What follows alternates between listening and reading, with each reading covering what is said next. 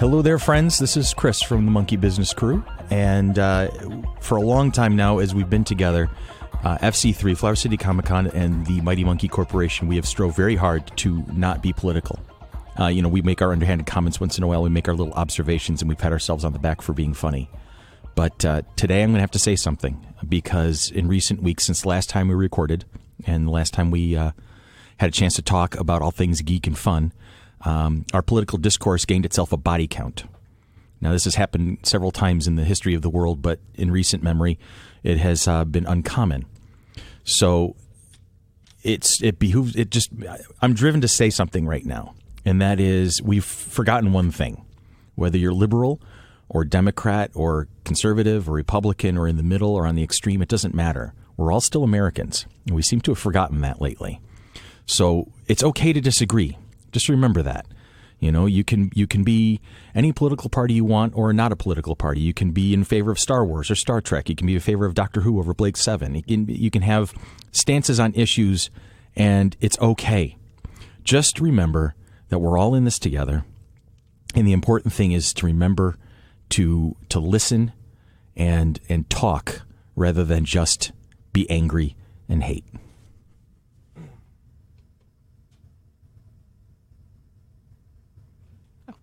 Welcome to another episode of Monkey Business. I am one of your hosts, Tanya. We have the legendary Billy DeTore with us. Hi. And then we have Rob and Zach at the other end of the studio. Hi. Hello. And we have Dolly. Hello. And Ian. Hello. And instead of being on the phone, she's actually up in Rochester today. We have Sherry. Hello. And then behind me, we have Chris and Alana. Hello.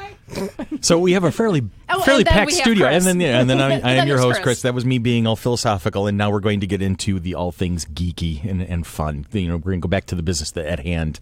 That was a little serious. So, well, it had to be said, and here's the thing. When you have a platform, no matter how small that platform may be, it's irresponsible to completely ignore what's going on out there. So I was thinking to myself this morning, and I'm like, I have to at least say something, because I know we reach out to quite a few people now. We don't have thousands upon thousands of fans, but, we have people who are spread across the country, and they're listening. So And the Globe, Danny and we have our buddy Danny. Hey, Danny, this one's for you, buddy. We're going to have him call in one of these days.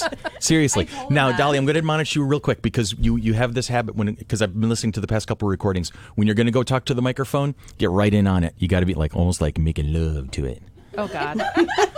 You do realize that somebody else has that microphone during. Well, notice what I'm not in on this one too. Microphone, you're with everybody that microphone's ever been with, but still. I think all right, so what are we talking about today? We're talking about today. We're doing another Not a Book Club. Not a Book Club. We're doing another Not a Book Club. I think Ian was the one that suggested this TV show. Yes, it was. Yeah. This particular show that we're going to talk about today came from the Bouncing Baby Boy. The Bouncing Baby Boy, who is now just shy of 6'3". I don't know where he gets his height. That boy bouncing. I don't know where he gets his height from. Shaq. Your mom. Not my mom. Not your mom. My poor mother. I'm going to take 5'2". My mom's. My mom and I were standing next to each other, and somebody took a picture of the two of us, and they cut me off from the shoulders up. All right, so I have to post that one somewhere along the line. Your poor mother. Yeah. So anyway, today we're going to talk about a show that is no longer being made. It was on the SyFy channel for quite a few years. It was Warehouse 13. Which, who was describing it earlier? It was like one part Friday the 13th, one part Indiana Jones. In the place where all the stuff that vanishes in your laundry goes. Yes, yeah. So there's probably a whole aisle in the warehouse that's just of socks, missing socks. Yeah. Now, who are our stars? We have Eddie McClintock, Joanne Kelly, Sol Rubenstein, Rubenek. Excuse me. Allison Scagliotti, yeah. and CCH Pounder. Those are the big names. To a lesser degree, Janelle Williams and Aaron Ashmore. Okay, and Aaron Ashmore comes in a couple of seasons. And then their nemesis was played by that British gentleman who passed away recently. Roger Reeves. Thank you, Roger Reeves. Hi. Roger Reeves. She's got her homework. She printed out her IMDb page. Look at I got a screen over here now. I'm not used to that. That's cool. Is it the one that Yeah, okay. Don't. She controls the horizontal and the vertical.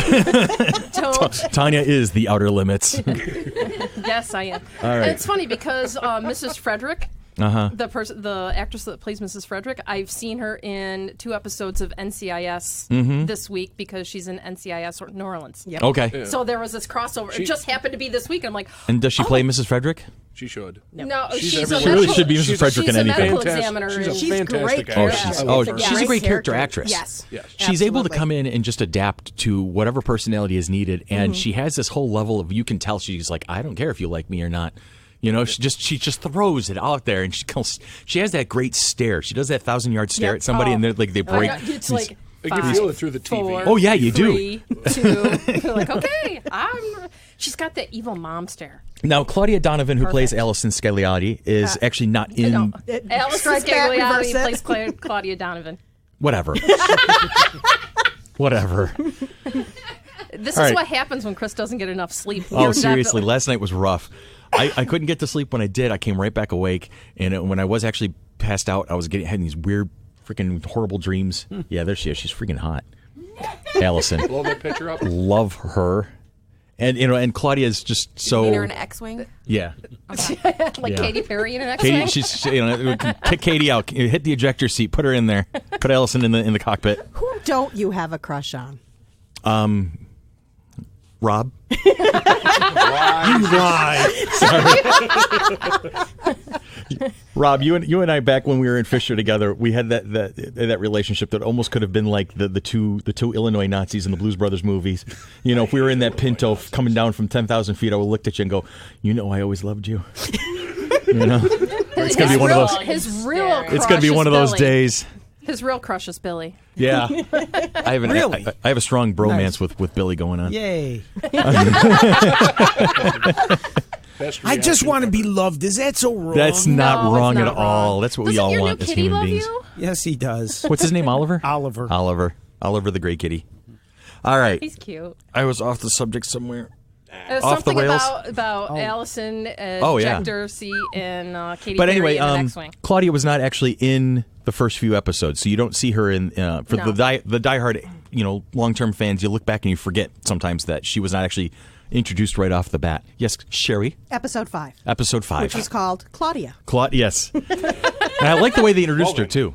You know, it was kind of funny, and I'm wondering if it was one of those things where they planned it that way, or Well, if it, they started.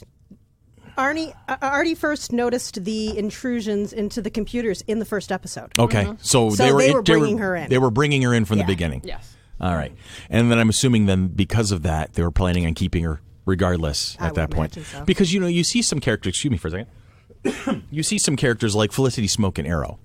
You wonder. You can kind of see that the character was probably meant to be like a reoccurring one-off here, there, one-off there, but becomes a regular because the first impression on the fandom was so intense. Yeah. Fonzie. Yeah, Fonzie was not supposed to be a regular character for Happy Days. Bobby Klinger on, and Mash, yeah. Bobby on Supernatural. Bobby was on supposed to be a Supernatural. one-off. Exactly. So Actually, these characters. Yes, go ahead, Dolly. What's his name? Urkel. Ur- Was it supposed yes. to be a main character. And Yeah. He was supposed to be I like never knew that a one. guest character. The show eventually became Steve about Jamal. him. Yes. Yeah. So my first thought was I was wondering if Allison was supposed to be brought in just basically for this one episode, or for a series of episodes, and then kind of fade off. But then she, was such a fan favorite that they brought her back. But I'm thinking, overall that the plan was always to introduce her this way. Yeah. She was somebody to play off of Artie. Yeah. Yeah, you needed that because then if he was going to be the man in the van all by him little lonesome back at the warehouse while the other two, there's going to be an issue there, some along the line. All right, so in the pilot we have already established that our two main characters of Pete and Micah, they knew each other. They were not exactly thrilled with each other, but they were both Secret Service agents working to protect the President of the United States. And through a variety of circumstances in the first couple of scenes, they are noticed by Artie and then by Mrs. Frederick, and then brought into the warehouse fold.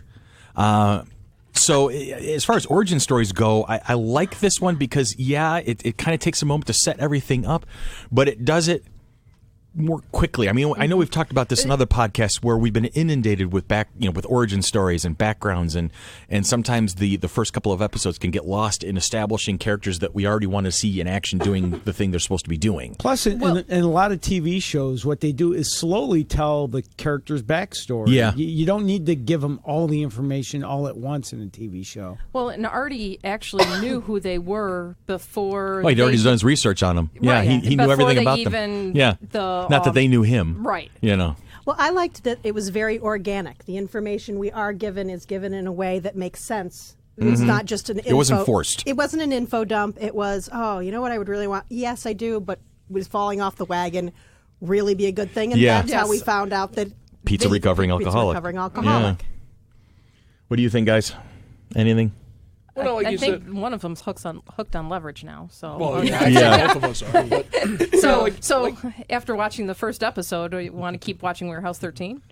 I'd run through it again. Yeah. I still think that idol in there looked like a Doombot head. All right, but you were going in, Zach. But no, like you said about the origin story. Yeah, and sometimes you don't need to just throw everything immediately at it. Sometimes Right. It's nice that we, as the audience and viewers, can draw a conclusion, see if they're going to take us the way we think. Sometimes they do. A lot of times they don't. It's like, okay. Because it kind of makes us a little more emotionally invested in it. Right. And I think we like mystery a little. It's like, I think Wolverine like that, where nobody knew who he was. Like, Right. And you keep bringing it They've out pulled slowly. the veil off of him on a couple of occasions Yeah. now, and I think that might have actually taken away from the It character has, a little I bit. think I think so. Yeah. All right, what do we got going on? We got scroll going on over here. Yeah, I'm just looking at the full summary and things. Can like you that. give me the episode 1? There you go. Thank you. You just did that. Awesome. She was like under there. So anyway, so 2 Secret Service agents being recruited against their will and without their knowledge to partake of this little misadventure. And what do we get off of Micah? What do we? Because she seems to be the perfectionist, but with something that went really wrong. Is what we're being given the hint of at the you're beginning. Right. Something happened in Denver, Yeah, Denver seems to be a trigger. and it's not really acknowledged more so until like towards the end of this episode of what happens in Denver. And yeah, she's definitely got a lot of guilt surrounding that episode, that situation or that crisis or whatever, and she's haunted by it. Literally. Yeah. Yes, definitely. So, so she's still trying to keep everything put together in here, but things are starting to unravel around her, and she doesn't know how to handle it. That's why she keeps going to food. Okay. I didn't notice that part. Because, Oh, you didn't notice that? I did not Because she's notice like, that. I don't eat sugar. She tells Artie in the first thing because he's like, oh, we make cookies. She's like, I don't eat sugar. But then she was eating a cookie. Right, Yeah, she- because And then she'd been ice cream haunted. later. Then she had been haunted by the sound. Oh, of I remember the that scene where she went in and then came out with the ice cream. And, right? Yeah. And it's because she had kept hearing this voice in her head, and she's like looking around, and that's so when there's a stress trigger, she starts eating. And Pete even commented on it. Yeah, he does comment on it when he sees her eating the cookies. Oh, It's like, right. What's bothering you or whatever type thing. And that's one of the things I like. The pilot is an hour and a half long, and that's before commercials. So I watched it without commercials, so it's an hour and a half. So you really get a good first look at these people in action. I'm going to say right off the bat that there are some times where you take an hour-long TV show and you make a 2-hour episode out of it, and it can drag. In spots sometimes, and it doesn't have a good flow. But this one kept my interest all the way through from start to Well, finish. what they did was they introduced the characters for the first half, the situation. You're going to be working at this warehouse. And then the case. And then it was almost like they could split it up into 2 episodes in syndication. Right. That's a good call. This is some planning involved there.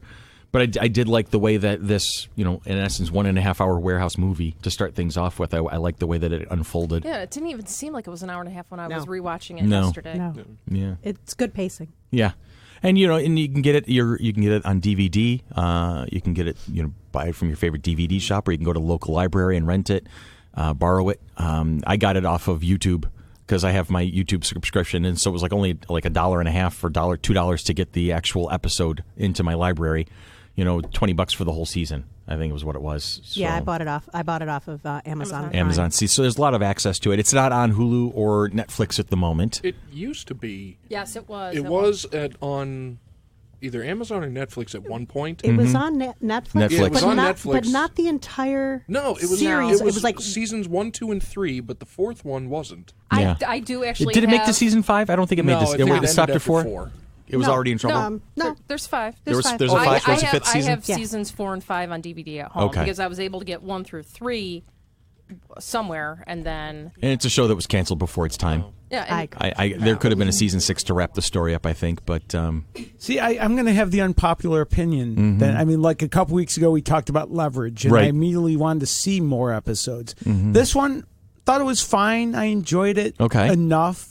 You know, if it was on during the era of 3 networks and no streaming, I'd probably watch it every week. But in this case, it's probably not something I'm going back to with everything else that's already in my life that I have to watch. is there something in particular or is it just a vibe? One of Pete's vibes. Sorry, did you see me throw that in there? Okay. It's sort of a vibe, I guess, but the 2 main characters grew on me, and Yeah. I liked Artie almost immediately. They grew on me. The writing, I don't know if it's just first episode blues or something. Okay. The cheesier effects didn't bother me at all. You know, that's fine. I don't know. It just didn't grab me enough in that first episode to continue watching. All right. No, I agree. I mean, I think it's just for me. I would give it my 4-episode test and see if I go forward. you Because, definitely have to make sure Yeah. Claudia comes Get in. at least to the 5th episode. okay, 5. Yeah. Yeah, because you have to bring Claudia in because Yeah, once you see then once she more changes the dynamics dynamic of the room. comes Yeah. in. To me, the relationship between the 2 characters, I don't know where it's going, but it seemed very Sam and Diane. Yeah, David that's- and Maddie. They love each other. No. They hate each No. other. No, okay. They don't actually ever bond, do Never. they? No, they Oh, never really? do. They They're managed best to. I would have. They become friends. best friends. They really do through the course of the seasons, but I don't even think they hint at it. No. That's Which interesting is something to know. I really liked. That's Yeah. something I liked. I like shows where you have a male and female leads and they don't try and get them together. That's, Right. I like that already. Thank you Yeah. for telling me. I may actually go to it just because I saw bones happening all Yeah. of a sudden. No, it's okay. Because they always kind of secretly, like, is it going to happen this week? And it never did. Because that's what ruined Moonlighting, which Well, to yeah. me was one of the best shows ever until David and Maddie got together. So and then it jumped the shark. Yes, as it did. as the saying goes. But yeah, I think they always managed to keep the 2 of them just comfortably out of reach with each other. You know, Okay. they like Sherry said, they become the best of friends. They do really care about each other. But there's a love interest for Micah I want to remember. There was a love interest for Pete for a while. Pete. Okay, all right. Yeah. And he got really serious with her, but she backed off. And you'll find what Micah's love interest, what happened. Right. there. And I think that also affects it. The gentleman that she keeps seeing in the first episode, what Yeah. happened with him really, and that comes back again Okay. and again. Yeah, because I'm like, I remember seeing it later on than Yeah. the first a episode. whole episode about it. Yeah. Yeah, Well, the about guy what I can't happened. remember who About played what that happened in particular Denver. part, but he's like I've never had this is the most success I've ever had playing a dead man. Was he said in an interview or something like that? I may have To him. the sheet. To the sheet. I may have him. I didn't print out everybody. I printed out people with geek cred that were on the show. And he may not have other geek cred, so I may not have him. All right. Stranger things have been known to happen.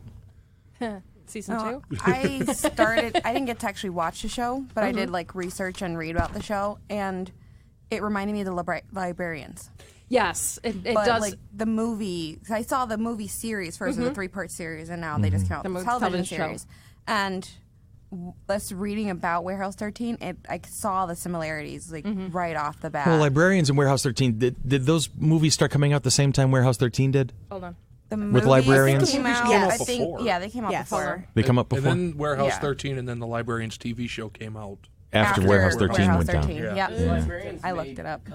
Oh, sorry. Do I not have my? You're nowhere near a microphone. There you go. The librarians did make a couple of comments. I caught them. They're small. Because I can't remember the main character. He goes, "Yeah, it's bigger than the other Flynn guys. Yes. Yeah. It's bigger than the other places. You So know, like, they're there's kinda more hinting artifacts." that they took over for the warehouse. Yeah, so Yeah, the okay. librarians The came out warehouse in, was like the storage unit for them or something. on 2004, 2005, and 2008, and Warehouse 13 came out in 2009. Are you laughing at Chris behind me? Yeah. I have a thing here that says Warehouse 13 show is a one-off from the show The Librarian's Quest for the Spear TV movie. They even had the same artifacts and each used magic and technology to keep the artifacts from being tampered with. This is more apparent in the series The Librarians. So they do. I was just watching Chris's emotion of heartbreak as he realized he was out of coffee in the background there. I was wondering, like, why you're almost falling out of your chair. He's very expressive, these men of the theater. So. Oh yeah. All right. So, all right, where are we in talking about the actual episode? I don't know. I don't remember. We were just making references to I think it's how we're handling this one too. how the characters are Evolving already. throughout just this.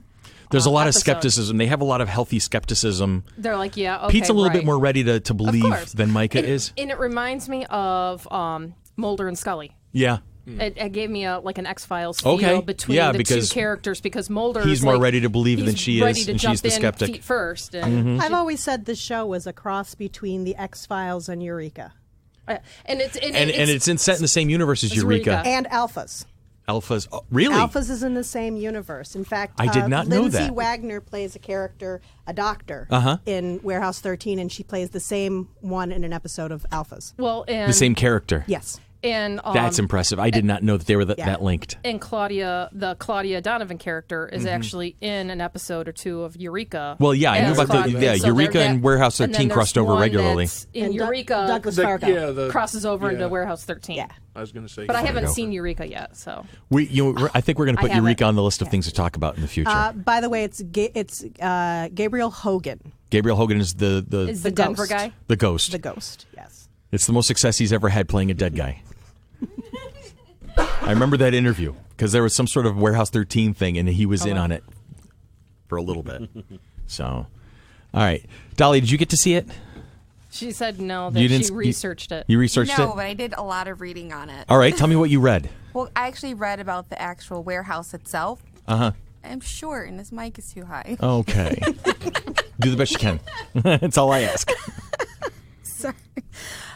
Yeah, but I did read about the actual warehouse and like the origins of it, and the fact that whoever has the world power at the time is who has the warehouse located there. Right. And it's like not the first rendition of it. That's why it's number 13. Right. So I found that all interesting. Like, I definitely piqued my interest, but I just didn't have time to actually.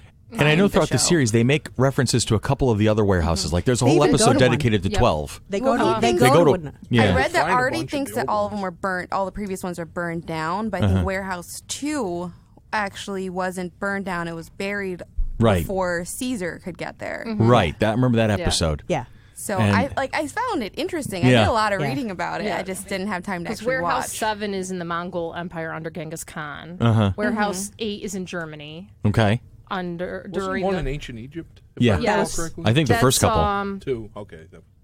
Wasn't it 2? Wasn't that the one they went to? Yeah. That's the one in ancient Egypt. Pretty sure. of that. Warehouse 1 was under Alexander the Great. Warehouse was moved to Egypt, after Alexander died. And then it says Egypt's rulers appointed a group of people known as the regents to oversee the warehouse and act as its first agents and collectors of artifacts. Yeah, it's been it- England, Russia, Asia, Italy. Mesopotamia, Egypt, and Rome. So it's a well traveled idea. Warehouse of stuff. The warehouse stuff. And I will tell you, as a veteran gamer, I every time I get into a Warehouse 13 binge, the DM in me is writing a Warehouse 13 campaign. Great. I can tell you, it's in my head that there's aspects I think would just be, it would make for a great. That I would like I don't know to if I see. would do it. I'm not sure if I would do it in D&D or maybe like top secret, like modern day kind of stuff. And this is the Maybe like one of second these Warehouse room escape 13. things. One of the room escape things. Yeah, there you Maybe go. Warehouse 13. And- That would be and good. this You is guys the are listening. The Yeah. second of the Warehouse 13s. There's been 2 of them. There's 2 13s? Yes, because the first one burnt down because it didn't have an understanding of how to safely store the artifacts. So why isn't it just Warehouse 14 then? They There's a sequel. It's 13 beta. 2.0. Yeah, because after England, it moved to South Dakota to hide it. But then it was built in 1898, and I think Artie made reference to he does that in the first pilot. episode. Yeah, but the he says structure in 98. burned down, and he goes 1898. Yep. And the rebuild and the current Warehouse 13 occurred in 1914 on the onset of World War I. Okay. And I love throughout the whole series, and they have does warehouse expansion joints. That's why it looks so much bigger on the inside. Gotcha. It's a TARDIS. There you go. Because why not? Because everything cool is. It's a giant bag of holding. Yeah, there it is. Yeah.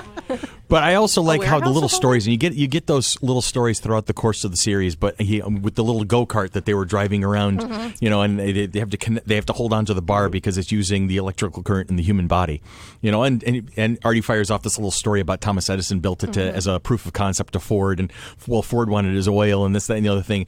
And I love the little anecdotes and the little stories that they come up with through the course of the series about how these particular items were crafted and created and how they came about. And Tesla and Farnsworth and all these names from our history, and how they have these great little stories that are not just fantastical but believable too. Because you would almost, because Tesla had this great reputation for being, in essence, a maniac. He was very unhinged, but that's what all the stories say about him. He was just, the way he looked at the world was different. And so a lot of these little things that he's come up with, and a lot of these little stories that they've talked about, you can believe them because they're good current to the character that they're referring to, or the personality they're referring to. So I love those little drop-ins. And do you know that Mark Shepard is a recurring cast on there? Mark Shepard is the Kevin Bacon of the geek world. He really is. If 7 degrees of Mark Shepard. If you seriously, 7 degrees of Mark Shepard. Serious. Absolutely. That's a future episode. There you go. You know what that is? That's a future podcast. We're going to do 7 degrees of Mark Shepard, 6 degrees of Kevin Bacon, 7 degrees of Mark Shepard. And because seriously, if you're at a convention and you got this person goes, "Oh, I'm one of the ultimate geeks ever," and you show a picture of Mark Shepard and he goes, "Who's that?" That You're person like, is not a they're geek, not not a lost nerd. all Kick credit. them out. They're It's done. fired. They're fired. Go Turn in your away. geek card. That man is everywhere. Everywhere. Yes. He is everywhere. He is like the universal constant of the. Yep. Little monkey girl in the background was making the observation that he what was it? He was in everything, but everyone's been on Charmed. Yep. So Charmed is the 8th degree of Kevin Bacon. So Mark Shepard? there is a there's a podcast to be had there. I think so. That's coming up. So Everything Mark Shepard's been in. everything Mark Shepard. I don't Mark know if we'd be Shepard able is to the find center of out the that. geek That universe. would be a great episode, though. Because would. I love him. He's been in Star Trek, right? Yes. He's been in Battlestar Galactica, Doctor Who, Been in Yep. Firefly. Supernatural is the obvious one. Yes, Ian? Doctor Who. I know the name. I've heard him before. I just can't picture him. Crowley in Supernatural. There we go. Okay. And there we have it. There we have it. Ding, ding, ding, ding, ding, ding, ding. All right. X So now Files. He was on X he was Files. in X Files, and now here we are, Leverage. And Leverage. and Leverage. He's Of course, Of course it was Leverage. in Leverage. Of Why course. not? He's everywhere and everywhere. We'll just buy it back. Chris says that he's under the desk right now. He's under the desk right now, He could Really? He handing Yes. us notes. could be outside. Oh, He's Mark everywhere. Shepard is. This is where I've been. Yeah. This is where I've been. All right. So was he was in Warehouse 13 at all? Yes. Mark Shepard. Yeah. Mark He's a Shepard. recurring character. Season Okay. 2, Season and then 2. guest seasons 1 and 5. All right. He's So he'll be he's in the regent. Okay. So we're going to circle this back around to what we were talking about, which was Warehouse 13. Well, because it says Benedict Valda, so it must be like a Roman. Ian, can you regent, go right? into your Something like backpack that. and hand me the British. black bottle, No. please? That one that you've been drinking. I'll take the other one then. All right. And stop pounding on the table. We were talking about Warehouse 13? Yes, I know. We're doing one of those tangent things. I think this is becoming a digression episode that is masking itself as not a book club but episode. even talking about Warehouse 13, you talk about everyone that has been on the show. Right. I mean, Brent Spiner, Kate Mulgrew. Lindsay Wagner, Mm-hmm. Anthony Michael Hall, Anthony Head. Oh, yes. Yeah. Renee. Oh, his Oh, no. episode was great. Yeah. James Marsters. Okay. Let's see. Jerry Ryan, Trisha Helfer. Gareth David Lloyd was on Warehouse 13. Who's he? That's Yanto from Okay. Torchwood. I was going to say I know that name, but I couldn't think of why. Missy Pyle from Galaxy Quest. Oh, Missy Pyle. Sean Mayer and Joel State. were Okay. Both on. Tia Carrera. Tia Carrera, yeah. Jeez. I know, right? It's like a the Love veritable Boat. smorgasbord. It's a of- sci-fi It love really boat. is. Amy is. Acker. Oh, by the way, have you heard Amy Acker's got a new show coming up? No, I did not hear about that. Tell me more. she's Tell me got- more. It's in the Marvel universe. It's going to Really? be on Fox. Is it the what? Gifted? Is it Gifted? Is it the X-Men? Yeah. Yep. thing? I think She's it's the Gifted. she's playing the mother. Oh. Yeah, I figured you'd be excited about that. Wait a minute. It's on Fox, though? Yeah. So is it the Friday night death slot? I have no idea. No, I think it was on Monday. Oh, Sean Meyer. yeah. Sean Mahar. Sean Mahar. Simon Yes. Tam. Yep. Simon Tam, you've been bound by law. No, not today. Let's see. J. August Richards talking about Who's that? that is Name sounds familiar. he was an angel. He was Gunn in Angel, and Yes. he was in Agents of Shield. Okay, I know who that. Yeah, Yep. yep. I knew that as soon as. Yeah, I could see his face. And I one just of my couldn't think favorites, Timothy O'Munson. Right. I love him. Lassiter from Psych. Yep. Bane from or Kane. Excuse me. Kane from Supernatural. And he was in Gallivant. It was in I which was a adored. great I series. adored It was Gallivant. fun. God, I wish they would Also, still make Timothy Timothy does voice work for Star Wars: The Old Republic, the MMO. The soldier line. He's the lieutenant, the cat with the bald cat guy. Okay, yeah. And you know, The with, first companion with you get. all of these amazing people that were on this show, do you know who I got the most excited about when I Who? saw him? Joel Grey. That's true. I love Joel Grey. Classic character actor, star of stage and screen. And dance. And dance. And the fifth host of The Muppet Show. The fifth host of the Muppet Oh, Show. he Not was. that's a thing. Yeah, and It's very important Jennifer to be Grey's fifth. father. And Jennifer Grey, baby from Yes. that. Really, they are Yes, related. that's- I never knew that yes, until just that's now. his daughter. That's amazing. That explains the shape of her face. That's awesome. It's very distinctive. That's not an insult. I think Jennifer Grey was gorgeous. Just the most random like description of somebody. Well, that explains the shape of her in face. in the immortal words of Han Solo, Dolly. In the immortal words of Han Solo, hey, it's me. The spacing of her toes is outstanding. No. Because you can look at similarities. You can see, you look at this mug over here, and I'm pointing at my son, and then you look at me, and you're like, okay, you get it. There's distinctive qualities Your to face is somebody. gonna freeze Yeah, that I way. see it between Monk and Chris. You Well, know, my niece says You know? she has my face all the time. What's that? My niece says the same thing. She's Yeah. like, I have your face. I should have been your child. But Jennifer Grey, until she did the nose job thing, had this very distinctive, very very unique looking, and she was gorgeous. She still is. I'm not saying she isn't, but it's very. And you're like, wow, how does that come about? What ethnicity, etc. And now Yeah. Sherry gave me the missing piece to something I'd been So- thinking about for years. Do you want to hear a total tangent? My favorite piece Tangent of is something we're good my at. favorite piece of Joel Grey, Jennifer Grey trivia. Uh-huh. Okay. When Joel Grey was the host of The Muppet Show, Mm-hmm. he sang a song from Chicago, Okay, Razzle Dazzle. he gotcha. sang. Yeah, classic. On Broadway, Jerry Orbach played Okay. that character and The late sang great that- Jerry Orbach. Yes, who played Jennifer Grey's father in Dirty Dancing. Well, that's random. Wow. Wow. The things that I have stuck in my head is Obscure kind of trivia, scary. you hear it here first on Monkey Business. Very nice. I got And the, I thought I got you the had very white obscure voice going now. trivia. Those My smooth, mother has sultry always tones. called me the walking encyclopedia Yeah. of useless knowledge. That's it. Well, you'd get That's along it. fine with my husband Randy. He's the fountain of useless knowledge. As my dad said, if it doesn't make me money, I know it. I think that's everybody on this panel. We're good at that sort of thing. Yeah. Oh, yeah. Yeah, we're all What pretty much I've also The ones on the couch also. the ones on the couch. Also, yeah. We should get together and do just the fountain of useless knowledge trivia book. actually Watch me play Jeopardy. Yes, you should. idea for a future episode. Yes. One right after the other. The most random things you know. Oh my God, that would be fantastic. just an hour of hour of trivia. Just an hour of going back and forth with a whole bunch of. Wilma "Oh, I didn't Flintstone's know." maiden I would name is win. Slag Hoople. Next. I would win. Teenage boy. Gilligan's first. I'm getting that episode of Star Trek Next Generation in my head where the senior crew had to go to this outpost where they knew that this particular the base commander was used to having cocktail parties, and they were all dreading it because this man was just like the ultimate small talk expert, and he would just drown you. And just you couldn't enjoy the party because this guy would always want to talk to you about a variety of things.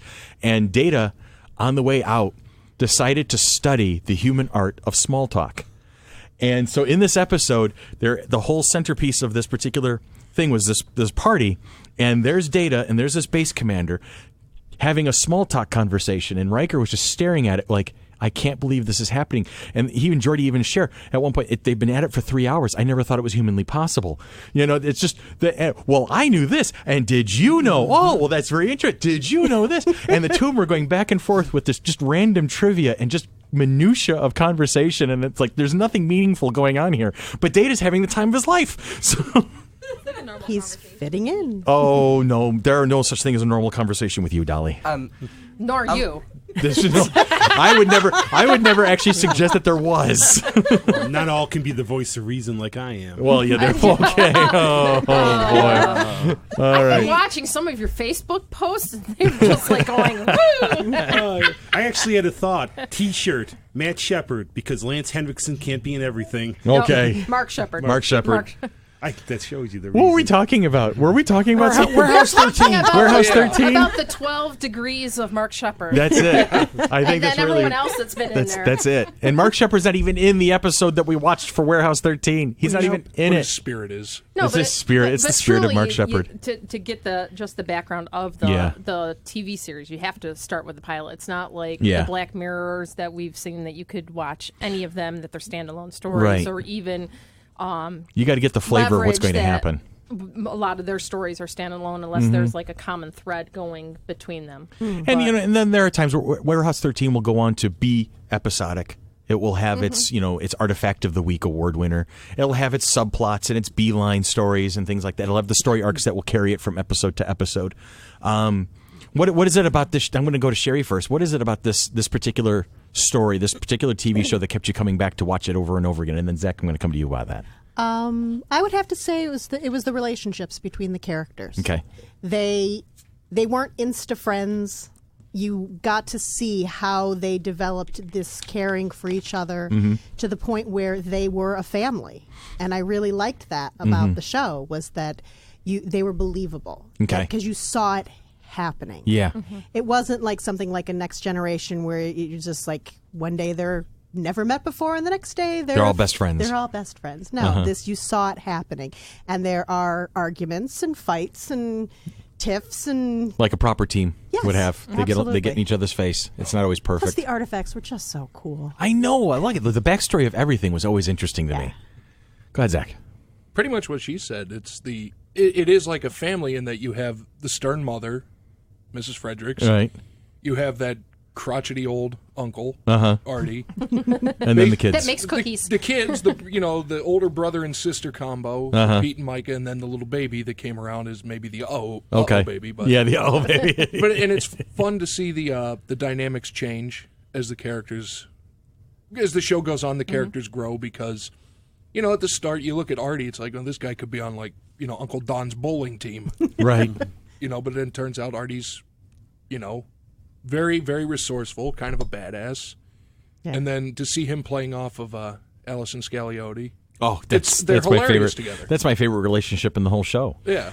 Though I did love when they brought on Aaron Ashmore, his relationship, right. And that's with not Claudia. Iceman Ashmore. That's Sean. This is Jinx. This is the other Ashmore, the twins. I get them confused. I know they look exactly like. He was on. Aaron was on Smallville. Yeah, and Aaron is now on Killjoys, which I've recently discovered and recommend highly. I've only watched the first couple of episodes, and I'm like, this is a good show. There's something really cool about it. So so the Ashmore brothers, they are crazy identical to each other. Yeah. It's scary identical kind of twins. I have to look it up. Okay, which one is this? Yeah, I know. There's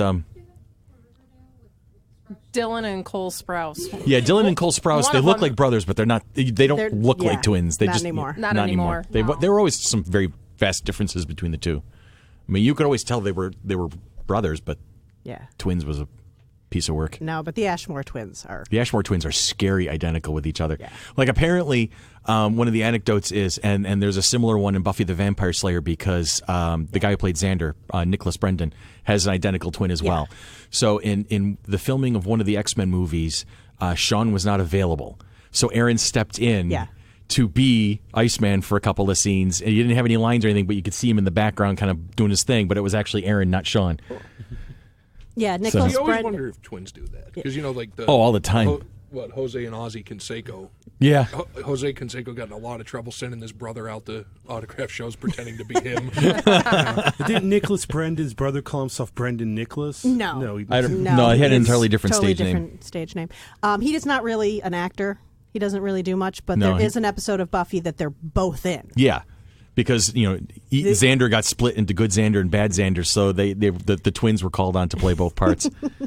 Wasn't that the case with The guys who played Fred and George, they had to redo a bunch of scenes because they decided to see how long it would take them to realize that they were switched. They'd switched. For those of you who could not hear because Little Monkey Girl was away from the microphone, she was regaling us with an anecdote about Fred and George Weasley in the Harry Potter movies and how the twins actually would switch between the part and see who would actually notice how long, because they would end up having to refilm takes because Fred was actually not Fred, it was George, and vice versa. Okay. Yeah, see, twins are evil, but entertaining as all hell. Wasn't it also in Terminator? Didn't Linda Hamilton?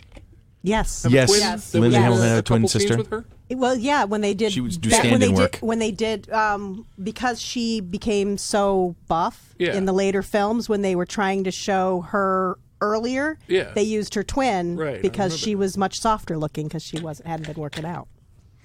So there we are again. This is definitely a tangent day. But that's okay. How are we doing on time, Bill? 41 minutes. 41 minutes? All right. Let's see if we can. We're going to label this one Warehouse 13. Yeah, we're going to. It's not a book club, Warehouse 13, and other stuff. Yeah.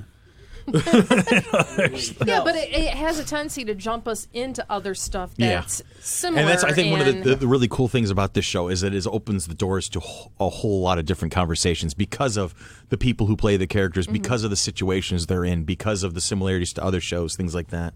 No, it should be not a book club, other stuff, and a little bit of Warehouse 13. Yeah. Warehouse 13. Well, we're not going to worry about how we're going to label Dan, this right Dan now. and I will worry about titling later. Yes. Just right now, let's finish. Let's get through the freaking recording. Okay, I have a couple more pieces of trivia. Go for it. Trivia away. In this episode, they were going through the questions, and the last one that she couldn't get past was do you smell fudge in places where there is no fudge? That actually comes back 2 more times. Yes. Where it actually is a thing. It is not just a random question. So they do callback? They do callback. That's a hallmark with that of a one. good show when a writer can do a callback to something else. Like Babylon 5 was the preeminent king of callbacks. Yep. But, in fact, in the first season, Micah will say that she smells fudge. And another one that I thought was interesting was this is not the first time that Brett Spiner and Saul Rubinek have worked together.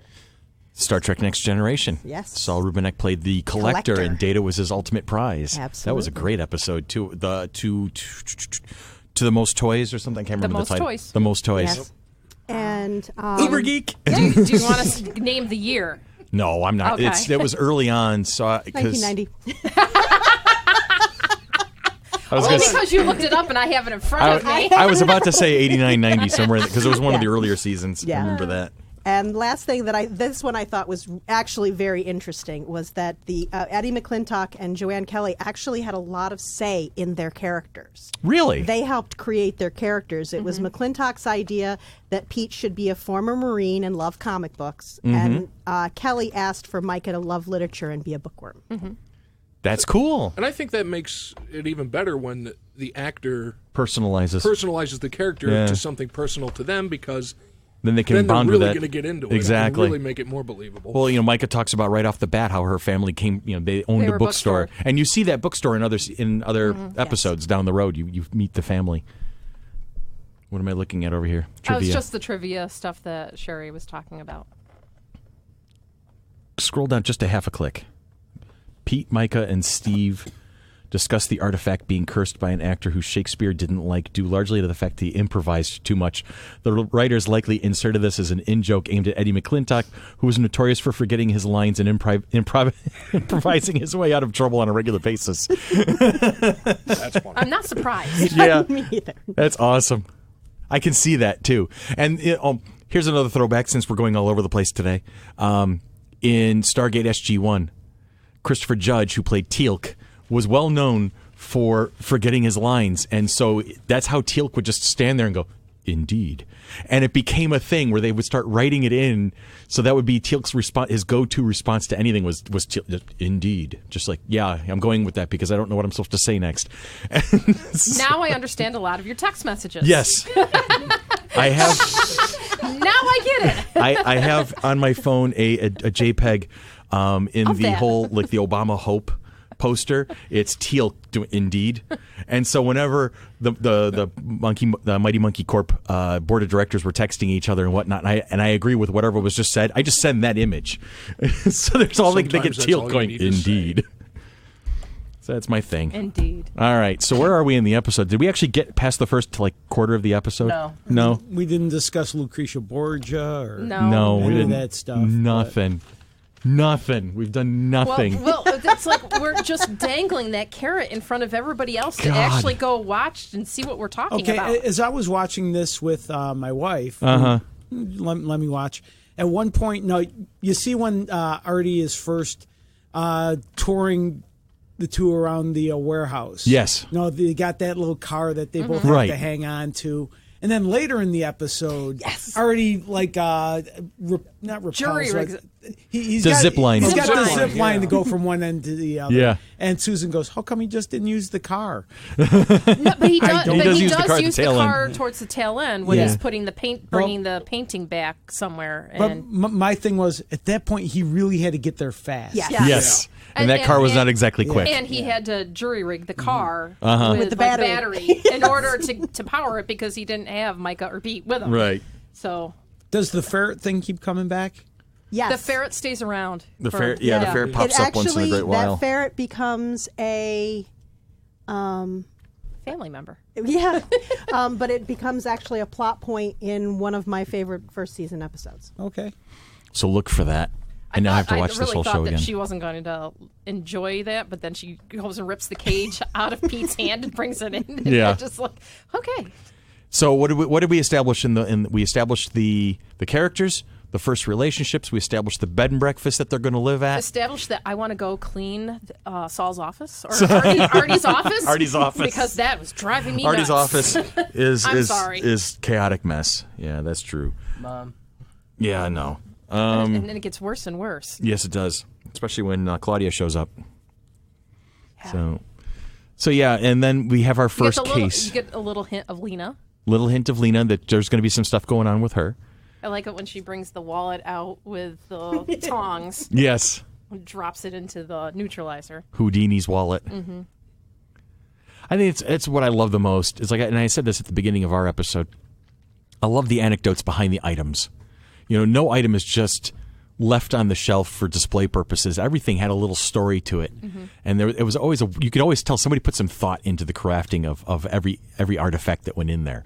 And I wonder if the writers sometime just would order a bunch of pizza, bring in the beer, and just start going, let's start just creating artifacts. We're not going to create episodes. We're just going to create artifacts for the fun of it. Yeah, and some of their best episodes came forth from them. There's an entire Wikipedia pages Uh-huh. of artifacts, and it'll say whether it was actually in an episode or if it was just Created for the fun of it. that you just kind of see it as they're going past something else. I love it. I want, bring out the beer and all right, take somebody from history. What would make sense to them? Right. And that's the thing. And I make reference to that earlier in this episode, is everything that they have crafted, and I know this is the entire run of the show, everything they craft has something that makes sense to the person who was behind it. Yeah. It's not just they're like, oh, well, we haven't used this guy, give him, this. No, Right. It actually makes sense, something that they would have. Okay, here's a question. I'm looking at the Wikipedia for the pilot episode, and it says that pilot marked the first series debut of SyFy. It was the highest rated It was the most watched cable show of that night with 3.5 million viewers. Wow. Was there something? Did they extra promote this show to grab a first night audience that big? I do remember a lot of it, and I think Eureka was out already at this time, and I think they did a couple of hints in Eureka because Eureka was already popular on SyFy Channel. Okay. So when they kind of touted it as a spin-off of Eureka, that you automatically get a pre-programmed audience because people who are fans of Eureka were already prone to go, okay, we want to go see this too then. And if I remember correctly, Eureka was on before Warehouse 13 or just after. Or they were tied to each other on the schedule. I may be wrong in that one. Okay. I don't know. I know we watched Warehouse 13 right from the beginning, but we didn't watch Eureka. I think Warehouse 13 was on first, and then Eureka followed. And Eureka followed? If I remember correctly. Okay. Like at 9 o'clock and 10 o'clock or however it would work. Okay. But I do remember that they did tout it pretty heavily because that's why we decided to watch it, was because we kept seeing really cool previews. Yeah, and we're like, okay, cool, gotta watch that. Like, oh, this looks interesting. Yeah. Yeah. Well, I think it would be interesting to figure out and count the number of artifacts that they mention in each episode. Because there's 13 in this one that it says 13 every episode. They say Warehouse 13. I don't know. Oh, I don't know.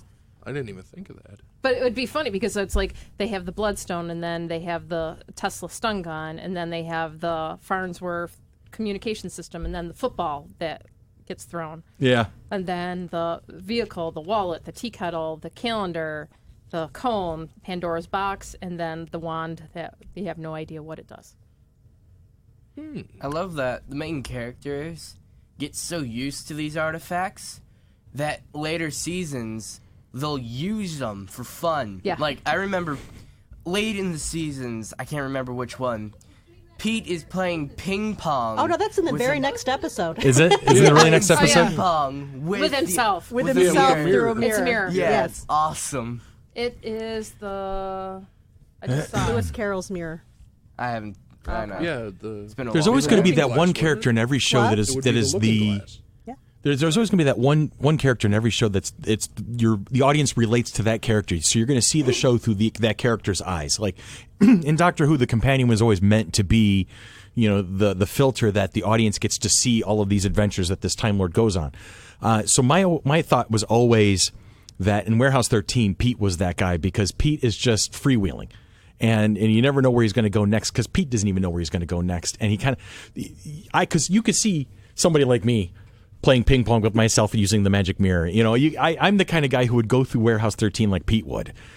Some folks are going to identify with Micah, but more people are going to look at it through Pete's eyes. I'm going to be like, "Wow, this stuff is so cool. Let's have some fun. I don't care if it's about to be apocalyptic." And then when Claudia comes along, and she's changing artifacts to do other things. That I found really interesting. That was definitely very interesting. Yeah. So let's combine this one and this one and this one, and it's going to do this entirely new thing. That's where it gets a little scary. Yeah. Well, and to be fair, on the Pete thing, if you were put in a place like that, who wouldn't go around and play with stuff? Oh, God, yeah. I mean, Micah. seriously. Micah. Yeah. See, but like any one of us. Like I would have destroyed probably half the country just on accident. And then go, that was cool. Let's see what this one does. Man! Let's do it again. Yeah. No. Bye, Tennessee. I think I'd be more along the lines of Micah, where I would be very hesitant about stuff. Yeah. We're the Micahs of the group. Yes. I'm just clumsy, so I might accidentally just take out a country just by bumping into something. Like, oops. Yeah, that would be me. That would be Jules. Jules, yes, my I'm daughter. clumsy too. I accidentally pressed all three of the buttons at the same time. Whoops. Yeah. All right. So the bottom line is as we were saying earlier at the beginning of the episode, there's like 3 acts to this. They introduce the characters, they introduce the premise, and then they give you the first case. And the first case involves the Borgias, and you come to find out that the artifact is a hair comb that was, as Billy had made reference to, owned by Lucretia Borgia back in Italy. And what was it? The 1500s was the Borgias? 15th century. 1400s. And it transmitted that bloodthirsty, that very ruthless view of getting what you want out of things. And so this was how it was affecting this. Again, a small town, and you're seeing how it was imposing its will on the people around it, and how everybody was getting all wrapped up, and it was becoming cataclysmically, exponentially worse. And just at the big finish is when our heroes come in, Pete and Micah come in, and they're able to neutralize the artifact. Now, up until this time, they were still fairly skeptical. They were like, okay, this we can just kind of like look at this as regular, crime investigators. And then Pete was a little bit more prone to believing. Micah was still the stoic, like, nope, there's reasons for this. There's logic behind this. There's this is the way things are going to be. This is how we're going to figure this all out. And then as it unfolds and they deal with the artifact and they see how neutralizing the artifact fixed everything, and they're a little bit more ready to believe. They're a little bit more hooked. Both of them are a little bit more involved now. They're more prone to. Mike, I still think at the end, Micah was still a little more hesitant. And I think she was not as sold. Where Eddie was already playing with the football. No, she was given the opportunity to leave. Yes, that's right. Okay, yeah. But Dickerson showed up, and on the call, and Mm-hmm. you could see that she was thinking about hanging out a little bit longer. But I think it took a little bit longer for her to get to that moment where Pete was pretty much already all in.